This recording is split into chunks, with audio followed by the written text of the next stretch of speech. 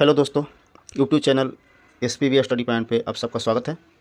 दोस्तों आज हम देखने वाले हैं, जैसा कि इससे पहले हम एक सुबह में डाल दिए हैं आपका शॉर्ट वीडियो के माध्यम से आप लोग सूचित कर दिए हैं कि जो आगामी बिहार पुलिस का एग्ज़ाम होने वाला है या BPSC TRE 4 का एग्ज़ाम होने वाला है या बिहार दरोगा या जो भी है उसमें हम मेंशन कर दिए हैं, देख लीजिएगा।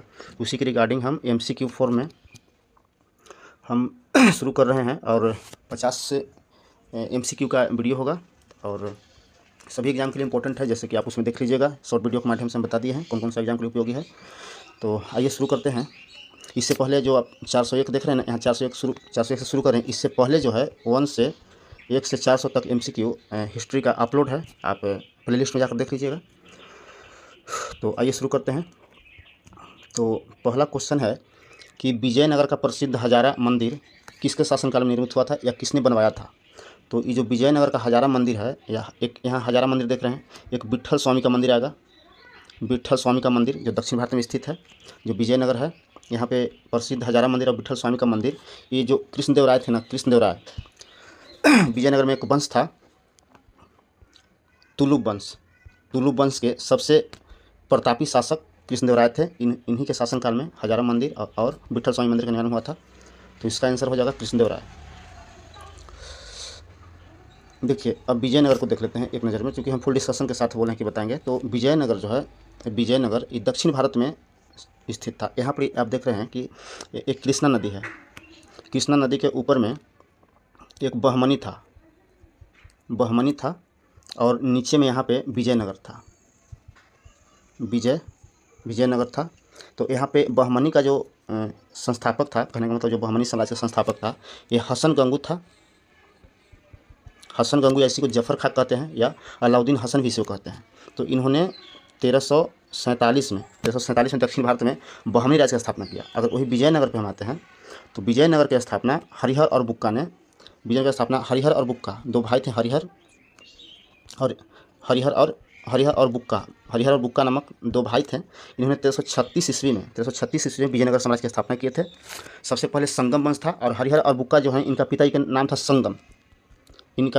था संगम। इसीलिए संगम वंश के नाम से विजयनगर में प्रथम वंश की स्थापना या पहला वंश आप कह सकते हैं, विजयनगर का पहला वंश तो संगम वंश था। विजयनगर साम्राज्य में मुख्य रूप से 4 वंशों ने शासन किया था, जिसमें था संगम, सुलुभ, यहाँ एक अरिबिडू हम बताए थे अभी, जिससे संबंधित कृष्णदेवराय थे। अरिबिडू वंश से संबंधित हैं कृष्णदेवराय, अरिबिडू नहीं, तुलुभ वंश थे। तुलुभ वंश से संबंधित थे, जो तीसरा क्रम के वंश था। एक बाद अरिबिडू आया था, लास्ट में अरिबिडू वंश था। तो इस प्रकार से विजयनगर का इतिहास रहा। चलिए आइए, नेक्स्ट प्रश्न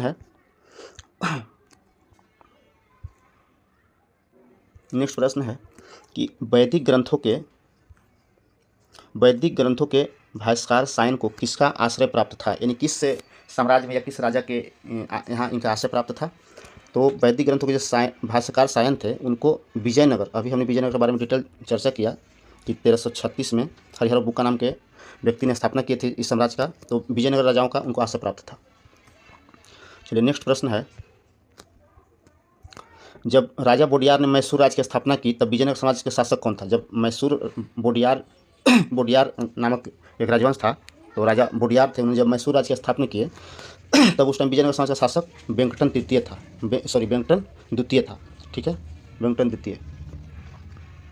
चलिए नेक्स्ट प्रश्न है कि विजयनगर किस शासक ने चीन के सम्राट के पास अपना राजदूत भेजा था।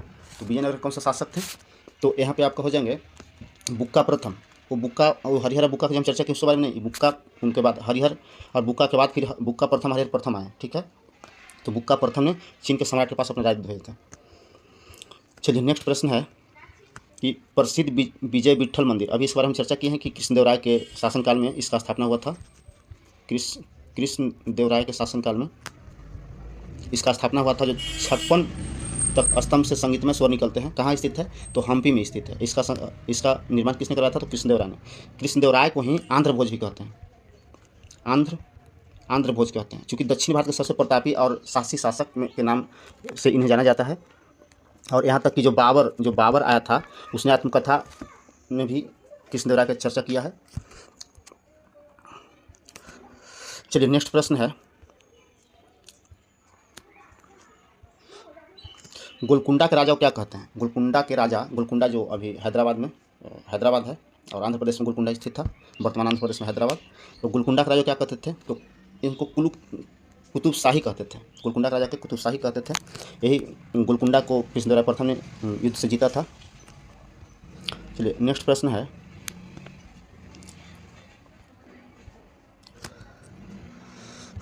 नेक्स्ट प्रश्न है आपका कि इनमें से कौन से बहमनी सुल्तान ने अपनी राजधानी गुलबर्गा से बीदर स्थापित किया था?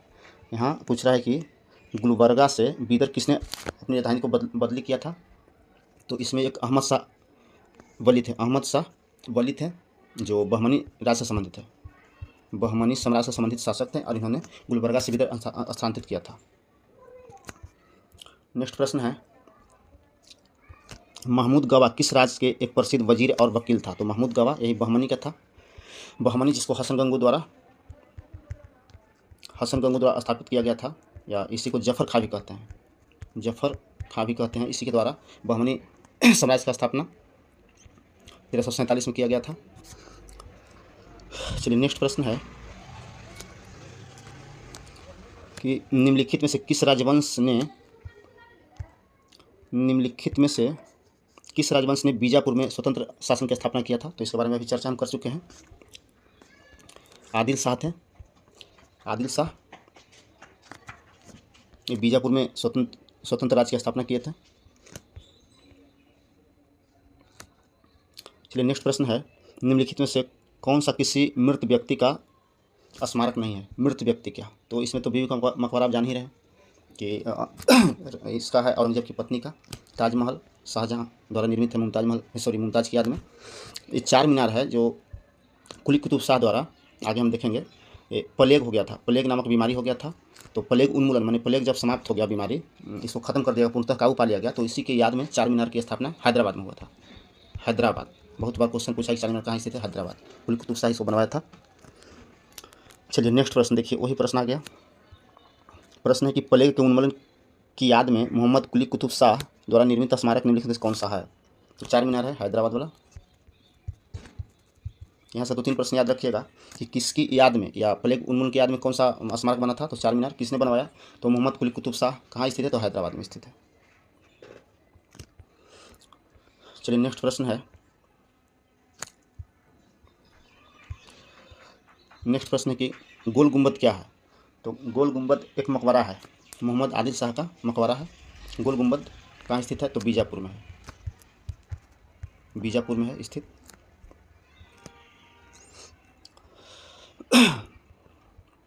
चलिए नेक्स्ट प्रश्न है, नेक्स्ट प्रश्न है कि दक्षिण में बहमनी राज का संस्थापक कौन था? तो इसके बारे में पहले भी चर्चा कर चुके हैं कि जो यहाँ पे है एक कृष्णा नदी है, एक कृष्णा नदी है, इसके उत्तर में बहमनी का स्थापना हुआ था और नीचे दक्षिण में विजयनगर था दक्षिण में, और ऊपर में बहमनी था। तो बहमनी राज्य के संस्थापक हसन गंगू थे, ठीक है। और यहाँ तो विजयनगर साम्राज्य के हरिहर बुक का पहले बता ही दिया है। तो यही 1347 ईस्वी में हसन गंगू द्वारा बहमनी राज्य की स्थापना किया गया था। चलिए नेक्स्ट प्रश्न है, चलिए तो अगला प्रश्न है कि निम्नलिखित मुस्लिम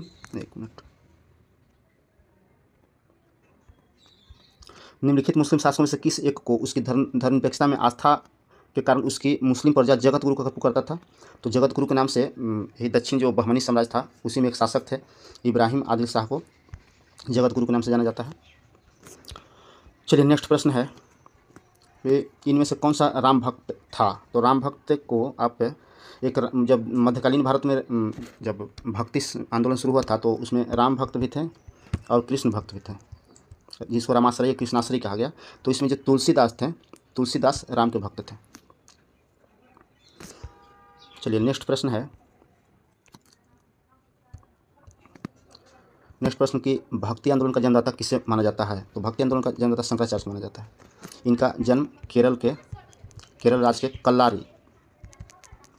कल्लारी जगह पे इनका जन्म हुआ था। बहुत बार पूछा है क्वेश्चन कि शंकराचार्य का जन्म कहाँ हुआ था? तो केरल कल्लारी में। यह सन्यासी थे। चलिए नेक्स्ट प्रश्न है कि निम्नलिखित में से किन्होंने संन्यास नहीं लिया था? तो संन्यास आपको वल्लभाचार्य और नानक नहीं लिए थे, ये दोनों ये संन्यास नहीं लिए थे, अपना मूल रूप में ही रह करके इन्होंने धर्म प्रचार किए थे। और यही गुरु नानक जी हैं जो सिख धर्म की स्थापना किए थे, सिख धर्म का स्थापना किए थे और प्रथम गुरु भी थे। चलिए नेक्स्ट प्रश्न है, नेक्स्ट प्रश्न निम्नलिखित में कौन सा एक वैष्णव संत कीर्तन घोषा का रचयिता है या था? तो श्रीमंत शंकरदेव, कीर्तन घोषा का रचयिता है शंकरदेव, श्रीमंत शंकरदेव। चलिए नेक्स्ट प्रश्न है कि निजामुद्दीन औलिया के उत्तराधिकारी कौन संत थे? तो शेख नसरुद्दीन चिराग दिल्ही थे। चलिए नेक्स्ट प्रश्न है कि रैदास, सेन और कबीर किसके अनुयायी थे, यानी कि किसको फॉलो करते थे या किसको गुरु मानते थे? तो जो रामानंद थे इन्होंने धर्म प्रचार के लिए हिंदी भाषा का इस्तेमाल किया था और उत्तर भारत में इनका धर्म प्रचार करने में अहम भूमिका थी। और जो संत रैदास थे, सेन थे, कबीर थे, ये सब रामानंद को अपना गुरु मानते थे। चलिए नेक्स्ट प्रश्न है, नेक्स्ट प्रश्न है भक्ति प्रचारक शंकरदेव निम्न प्रादेशिक भाषाओं में से किसका उपयोग करके उसे लोकप्रिय बनाया? तो कौन सी भाषा में शंकरदेव थे? मुख्य रूप से पूर्वोत्तर भारत में थे, असम के क्षेत्रों में, तो इन्होंने असमिया, जब असम से संबंधित हैं, असम से, तो असमिया भाषा का इन्होंने प्रयोग किया था भक्ति प्रचार या धर्म प्रचार के लिए। फिर उन्हीं से संबंधित प्रश्न है शंकरदेव से, इसमें कहा जाता है, इसमें पूछा है कि असम एवं कूच बिहार में वैष्णव धर्म का प्रचार किसने किया या प्रवर्तन किसने किया? तो शंकरदेव, जो असमिया भाषा में धर्म को आगे बढ़ाए थे। चलिए नेक्स्ट प्रश्न है, शुद्ध अद्वैतवाद का प्रतिपादन किसने किया? तो इसमें शुद्ध अद्वैतवाद का प्रचारक वल्लभाचार्य ने किया था। चलिए नेक्स्ट प्रश्न है, महाप्रभु वल्लभाचार्य की जन्म स्थली कहाँ है, यानी कि जन्म कहाँ हुआ था? तो चंपारण इनका जन्म हुआ था। चलिए नेक्स्ट प्रश्न है, निम्नलिखित में से किस एक भक्ति संत ने अपने संदेश के प्रचार के लिए सबसे पहले हिंदी का प्रयोग किया? तो अभी उन्हें बताया था रामानंद जी ने थे वो हिंदी का प्रयोग किए थे धर्म प्रचार करने के लिए।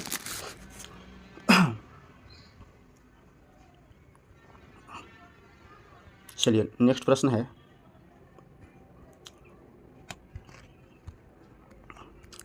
कबीर एवं धर्मदास के मध्य संवाद जो हुआ था उसका संकलन जो है कौन सा शीर्षक में है?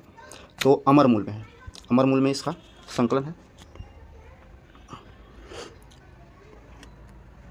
नेक्स्ट प्रश्न है कि भगवान शिव की प्रतिष्ठा में कितने ज्योतिर्लिंग की स्थापना हुई थी? तो 12 ज्योतिर्लिंग की स्थापना हुई थी। नेक्स्ट प्रश्न है कि जिसके शासन में गुरु नानक देव ने सिख धर्म की स्थापना किया था, उस टाइम दिल्ली के गद्दी पे कौन सा शासक बैठा था? तो लोधी वंश से संबंधित था सिकंदर लोधी।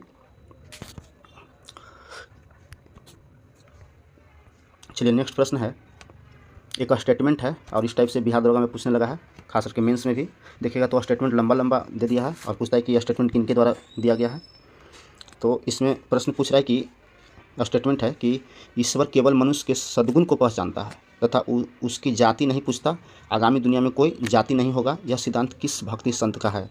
तो यह स्टेटमेंट किसने दिए थे?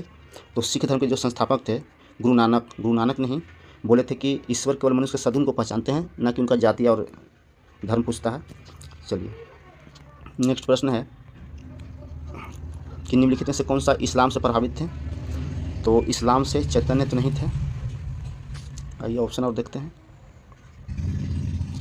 चैतन्य नहीं थे, मीराबाई भी नहीं थी, इन नामदेव थे जो इस्लाम से प्रभावित थे। नामदेव इस्लाम से प्रभावित थे। चलिए नेक्स्ट प्रश्न है, 13वीं और 14वीं शताब्दी का प्रधान सूफी संत थे निजामुद्दीन औलिया किस से संबंधित थे? तो चिश्ती जो सिलसिला था भारत में, इन्हीं का देन है, ये सूफी संत थे। अच्छा यहाँ देखिए सूफी और एक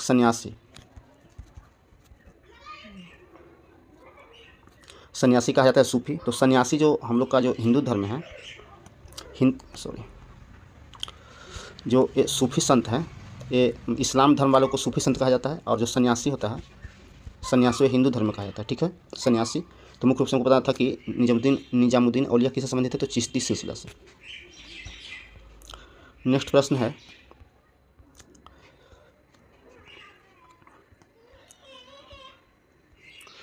नेक्स्ट प्रश्न है, मोहम्मद के उत्तराधिकारी का प्रथम खलीफा कौन था? तो मोहम्मद के उत्तराधिकारी का प्रथम खलीफा इब्राहिम अली था, हज़रत इब्राहिम अली था।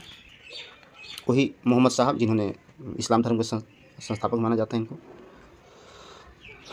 चलिए नेक्स्ट प्रश्न है कि भारतीय इतिहास में हिजरी सन यानी कि हिजरी संबंध जो है हिजरी सन निम्नलिखित में किससे संबंधित है या किसने शुरू किया था?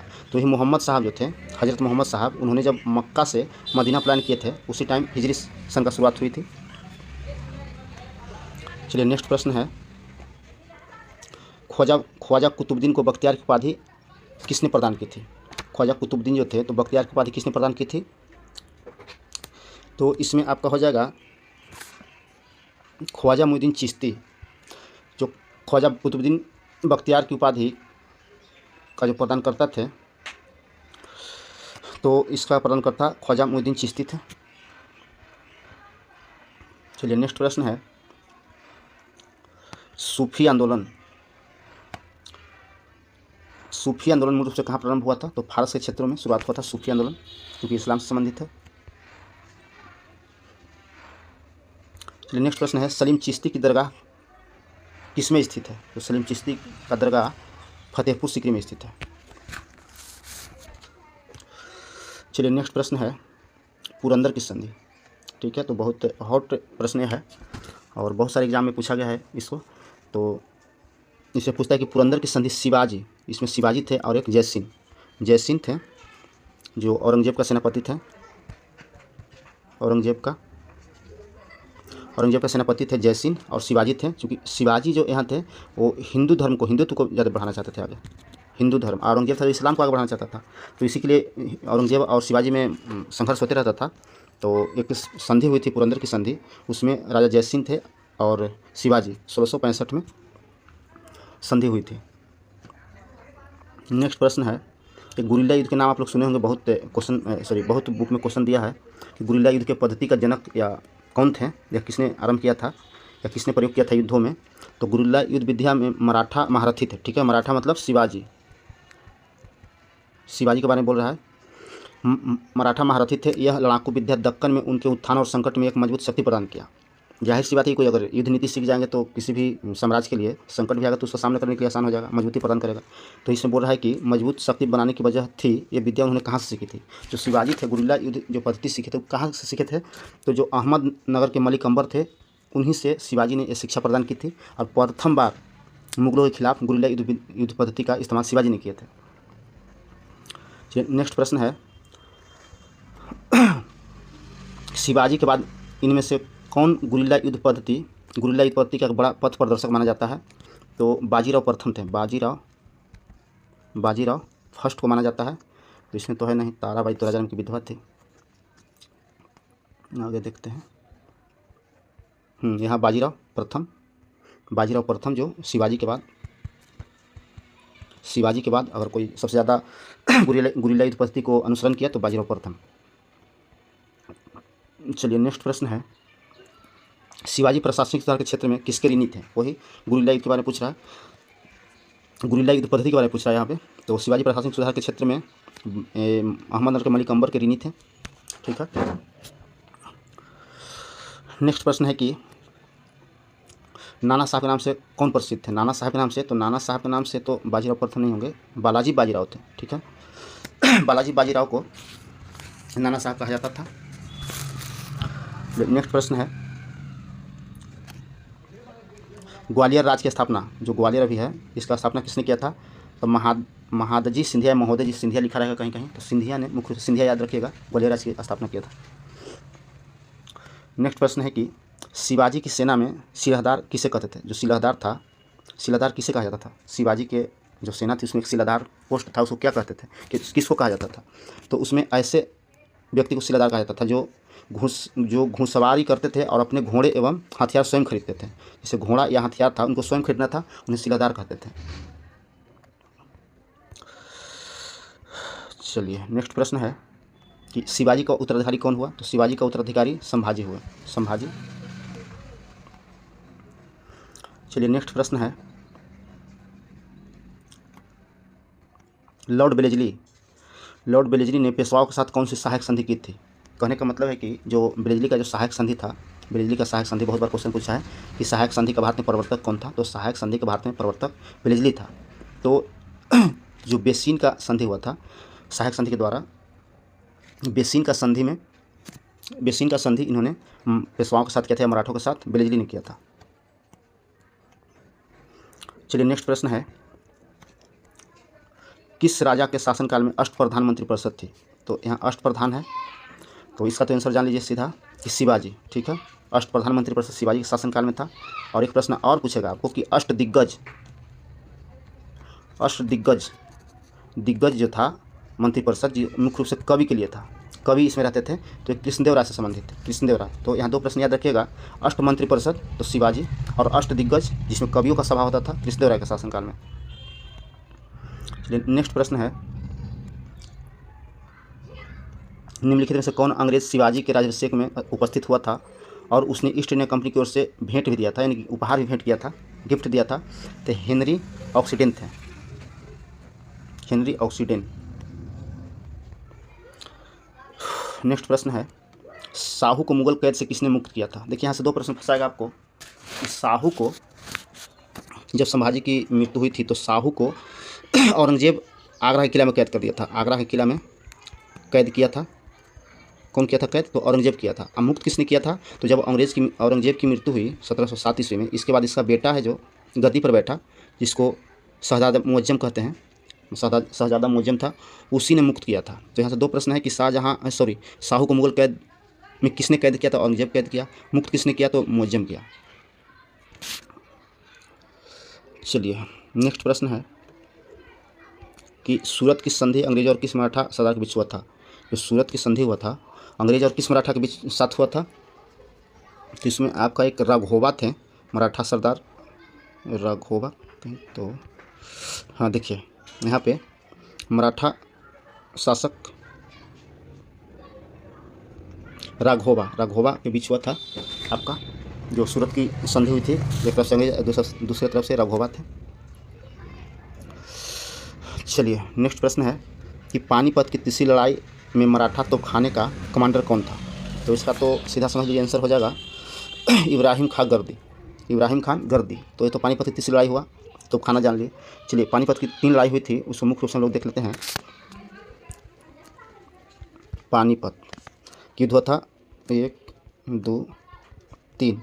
तो एक हुआ था 1526 में, जिसके द्वारा बाबर द्वारा जीत दर्ज कर मुगल वंश की स्थापना हुआ। बाबर द्वारा जीत दर्ज करके पानीपत के प्रथम युद्ध में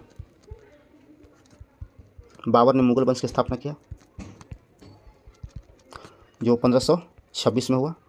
इसमें जो इब्राहिम लोदी था वो हार गया था। और एक प्रश्न पूछता है कि मध्यकालीन कौन सा शासक है जो युद्ध स्थल पर ही मारा गया? तो यही बाबर से पराजित हुआ था इब्राहिम लोदी, वो युद्ध स्थल में ही मारा गया था।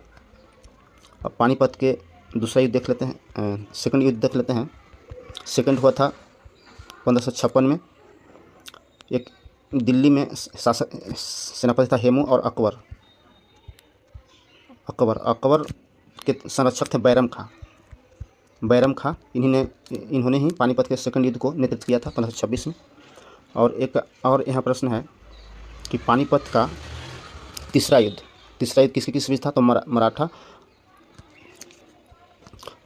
के बीच और अहमद शाह और मराठा के बीच हुआ था। अहमद शाह और मराठों के बीच हुआ था। इसमें मराठा बुरी तरह से पराजित हो गए थे। तो ये प्रश्न 50 से MCQ को इस सेशन में हम समाप्त करते हैं। और इसको अच्छे से देखिएगा, कोई दोस्त होंगे तो उनको शेयर करिएगा जो बिहार दरोगा, बिहार पुलिस, BPSC तैयारी 4 की तैयारी कर रहे हैं। और इसको लाइक, सब्सक्राइब और शेयर करिएगा, ज़्यादा से ज़्यादा इसको शेयर करिएगा। ठीक है, फिर मिलते हैं अगले वीडियो में।